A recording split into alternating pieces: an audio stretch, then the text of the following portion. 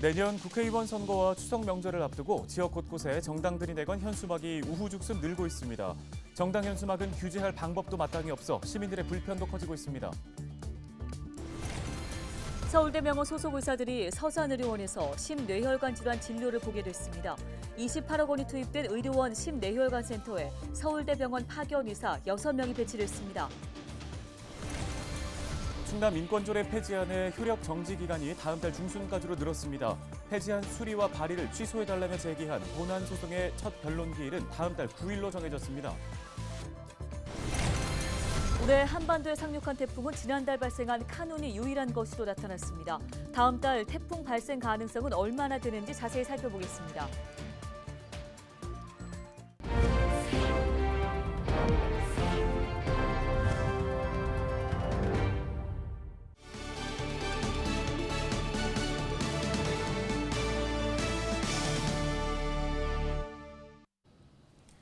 시청자 여러분 안녕하십니까? 헬로티비 뉴스입니다. 선거와 명절이 다가올 때마다 지역 곳곳에서 정당에서 내건 현수막을 쉽게 찾아볼 수 있습니다. 정당과 정책 등을 홍보하기 위해서 설치한 건데요. 네, 하지만 같은 내용의 현수막이 너무 많아서 불편을 호소하는 시민이 늘고 있습니다. 정호석 기자가 현장 취재했습니다. 자신의 정당을 홍보하고 다른 정당을 비판하는 내용의 현수막이 걸려 있습니다. 약 500m 떨어진 다른 횡단보도 똑같은 현수막이 설치돼 있습니다. 심지어 맞은편 도로에도 똑같은 현수막이 걸려 있는 등 당진 지역 곳곳에 현수막이 남발하고 있습니다. 특히 횡단보도와 도로에 설치된 현수막은 운전자와 보행자의 시선을 분산시키고 교통 안내판 등을 가려 사고를 유발할 수 있습니다. 신호등 위에도 현수막이 난립하는 등 시민들의 안전을 위협하고 있습니다. 병원과 식당 등이 밀집한 번화가에도 정당의 현수막이 곳곳에 모여 있습니다. 마치 경쟁이라도 하듯 다른 정당에서 만들었지만 내용은 똑같거나 비슷하고 상대방을 비방하는 내용도 담겨 있습니다. 또 현수막이 건물을 가려 시민들은 눈살이 찌푸려진다고 말합니다. 어느 정도 그리고 필요한 것만 이렇게 딱딱 해야 되는데 그냥 쓰다 쓰는 거 다 하는 거야 지금 이게. 보기도 안 좋죠. 맨날 그 얘기 갖고 이게 다 번복되는 것 같아요. 이게 현수막 줄여야 돼요 반드시. 예. 아주 꼭 줄여야 돼요. 가게 주위에도 현수막이 많아서 좀 가게가 안 보이기도 하고 해서 좀 불편한 거 있는 것 같아요. 정당 현수막은 일반 현수막과 달리 지정계 시대가 아니더라도 어디든 설치할 수 있습니다. 상황이 이렇다 보니 정당 현수막이 지역 곳곳에서 남발하고 있는 겁니다. 하지만 현행법상 정당 현수막의 경우 지자체에서 임의로 철거할 수 없습니다.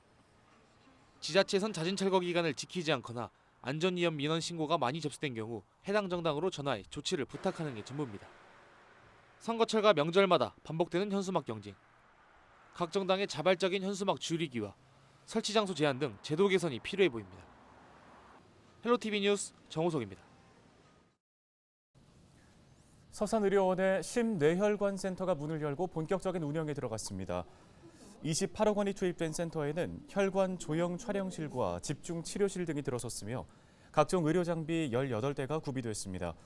의사는 모두 7명으로 서울대병원에서 파견된 6명과 자체 인력 1명입니다. 충남도는 앞으로 이곳이 보건복지부가 지정하는 지역 심뇌혈관 센터로 운영될 수 있도록 규모를 대폭 확대하고 서울대병원 의사도 추가로 확보한다는 방침입니다. 주민 청구된 충남 인권조례와 학생 인권조례 폐지안의 효력 정지 기간이 늘어났습니다. 위기 충남 공동행동은 대전지방법원이 두 조례 폐지안의 수리, 발의 처분 효력을 오는 11월 16일까지 정지하기로 결정했다고 밝혔습니다. 조례안 수리 발의 취소 본안 소송의 첫 변론 기일은 오는 11월 9일 오후 3시에 진행될 예정입니다. 충남도의회는 지난 11일 충남 인권조례와 학생 인권조례 폐지안을 발의했습니다.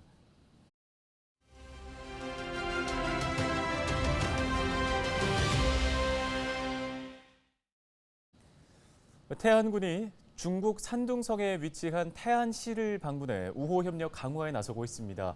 지명이 같은 두 도시는 자매 도시 사이이기도 한데요. 네, 현재 머물고 있는 가세로 태안군수 화상으로 연결해 보겠습니다. 군수님 안녕하십니까? 네, 안녕하세요. 예. 예, 현재 지금 우선 오늘 주요 일정 중에 하나가 산둥성 세계 우호도시 포럼에 참석하는 일이라고 들었습니다. 구체적으로 어떤 자리인지 설명 부탁드립니다. 네, 세계 30여 개국에 우호도시만 해서 623개의 우호도시가 참석을 했어요. 금일 약 1000명 정도가 모여서 포럼을 했고요. 이것도 역시 신재생 에너지 이 부분이 화두가 되었습니다. 세계인들 모두 다가 신재생 에너지, 그러니까 여기서의 많은 분들은 태양광 그리고 풍력도 가끔 말씀들을 하셨고요. 이제는 저탄소 녹색 성장, 녹색 발전의 생활화가 이루어지지 않으면 안 된다라고 하는 것이 이곳 산동성의 세계 환경 포럼의 주제였습니다. 네, 포럼 외에도 중국 태안시를 둘러보는 일정도 소화를 하고 계신 걸로 알고 있는데요. 어떤 식으로 이 두 도시가 교류하는 방안을 좀 논의하고 계십니까? 구체적인 관광 부분도 실질적으로 협약을 맺어서 태산이라든지 또 공자가 태어난 국부라든지 이런 유명하고 또 관광적인 가치가 있는 이곳 태안시와 우리 태안의 해안선 그리고 해수욕장, 바다 정말 보물 같은 그런 가치가 있지 않습니까? 그래서 그런 부분을 좀 우리가 보여주는, 우리는 좀 바다를 보여주고 이쪽 태안시는 아까 말씀드린 대로 저명한 그러한 여러 가지 부분에서의 가치가 있는 것을 서로 교환하면서 구체적인 협의를 오늘 저녁에 만나서 제안할 예정입니다. 네, 향후 이제 태안과 인접해 있는 서산에 공항이라든지 국제 여객 터미널을 통해서 이제 교통이 훨씬 더 확충이 된다면 더 활발한 교류 기대해 볼 수 있지 않을까 싶은데 어떤 의견이십니까? 중국 분들이 가고자 하는 것은 바다거든요. 그러면 우리 태안의 바다와 가장 가까운 것이 중국이기 때문에 하나의 기회라고 생각을 하고요. 또 우리가 그런 부분을 보여주면서 많은 분들을 충족을 시키고 또 우리 태안 분들이나 우리 태안군 인근에 사는 많은 분들이 그 편을 이용해서 다시 우리 태안시에 와가지고 이쪽에 풍경구라든지 태산이라든지 또는 공자 맹자가 태어난 그런 고장 아니겠습니까 이쪽에. 그래서 서로 교환하는 방식의 구체적인 협업도 만들어 볼 예정입니다. 네, 알겠습니다. 말씀은 여기까지 듣겠습니다. 가세로 태안군수였습니다.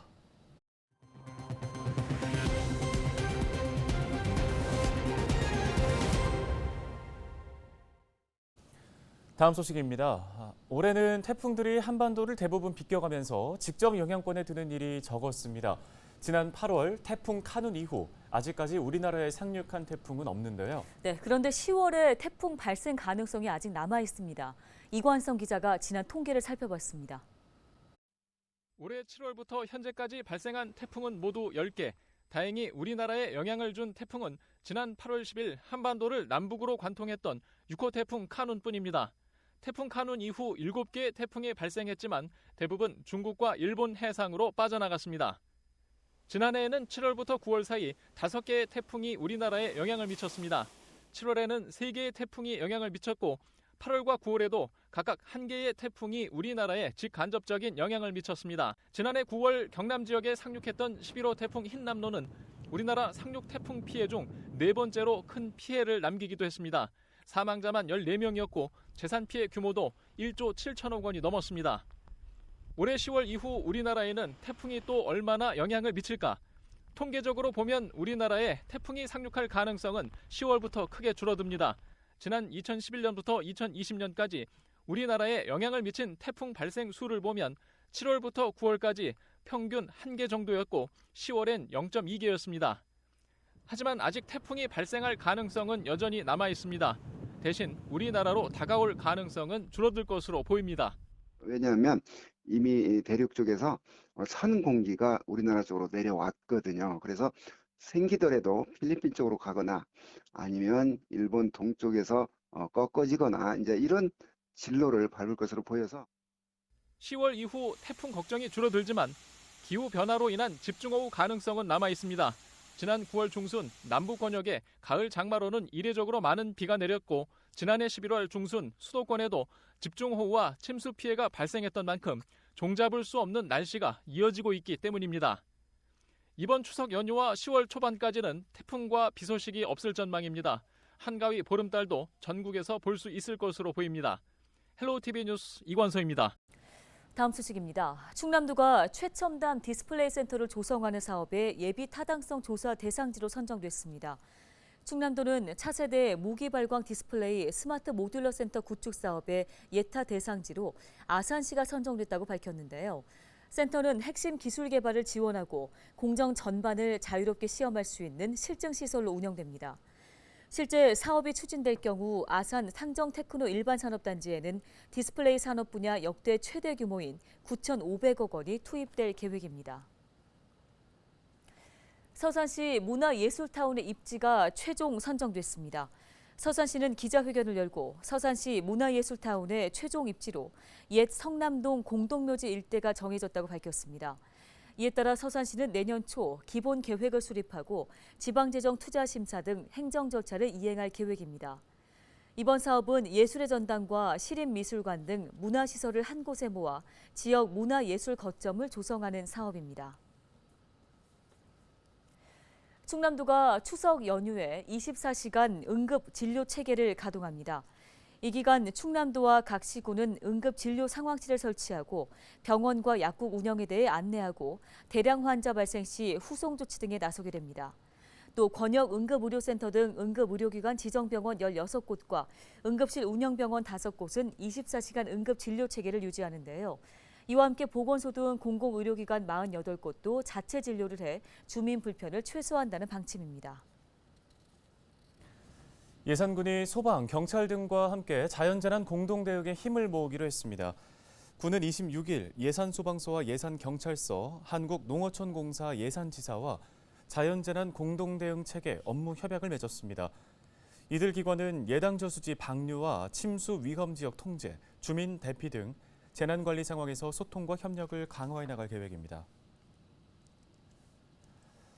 태안해안국립공원이 추석 연휴에 가볼 만한 여행지를 추천했습니다. 먼저 자갈에 부서지는 파도 소리를 들을 수 있는 태안군 소원면 파도리 해변은 해마다 8만 명이 찾고 있으며 특히 해식동굴은 인생사진 촬영 명소로 인기를 얻고 있습니다.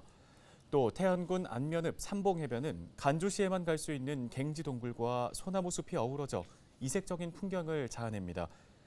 공원 측은 바닷가를 여행할 때는 반드시 물때를 확인해 고립사고에 주의해야 한다고 당부했습니다. 충남도가 연말까지 운행 제한 과적 차량에 대한 단속을 강화합니다. 이번 단속은 시민과 도로의 안전을 위해 실시되며 단속 대상은 중량 40톤 초과와 너비 2.5m, 길이 16.7m를 초과하는 차량 등입니다. 충남도는 지난 9월 기준 올해 7,900여 대의 차량을 검사해 190대의 과적 차량을 적발하고 과태료를 부과했습니다. 서산시가 다음 달 5일까지 식품위생업소를 대상으로 위생점검을 실시합니다. 이번 점검은 해미읍성 축제를 맞아 많은 관람객이 서산을 찾을 것으로 예상되는 만큼 위생상태 유지와 식중독 예방을 위해 마련됐습니다. 주요 점검 사항은 소비기한 경과 제품 사용과 남은 음식 재사용 여부 등입니다. 해미읍성 축제는 다음 달 6일부터 사흘간 진행됩니다.